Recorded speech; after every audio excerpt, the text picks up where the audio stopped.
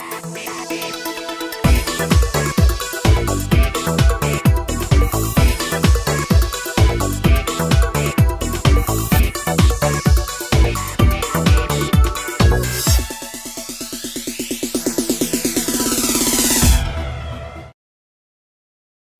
afternoon. My name is Lynn and I'm an English teacher.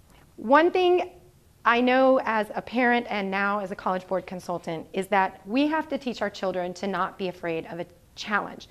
And sometimes this can go bad in both directions. If a parent thinks that a child should take all AP classes or all of the hardest classes in school because they think that their child is the smartest thing ever, that can be very detrimental to a child who really, again, as a learner, is interested in a select area. Maybe not everything. There are children who are interested in everything, but they're few and far between. Children should really focus on taking the hardest classes in the areas in which they are very strong and being very realistic about what maybe are their weaknesses. However, again, always challenge your children to take the highest level of rigor with whatever subject they are taking in school. If you're taking 7 to 8 classes a day, you don't want them to have the easy schedule just to boost their GPA. First of all, AP, IB, dual enrollment classes, they're weighted. And so that's going to make GPAs go up, and especially if your child is trying to go to college or any continuing education experience, those classes are going to be very valuable on paper. However, if you know your child is really struggling in an area, you can maybe encourage them to be realistic about what those areas are. Okay.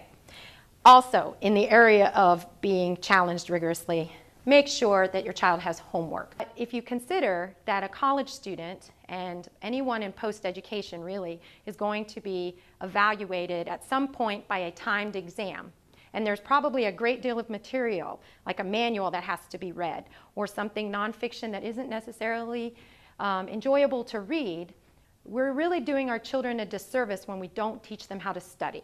So giving them a quiet place to study and often, and if your child is not, or your child's teacher is not assigning homework, that you yourself would set some standard in each subject area, maybe extra work on math or whatever areas that they're weakest, but that you sit down with them and do these things too. I think one thing that we do as parents is we assume that homework is something that we just give to kids and we walk away.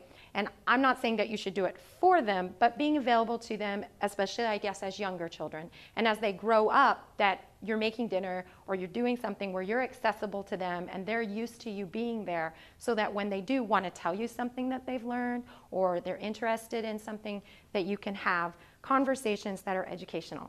And that's a shift, and it's definitely something that takes work, and in my opinion, it's one of the reasons why I feel like a lot of our students can be successful. And again, don't be afraid of a challenge.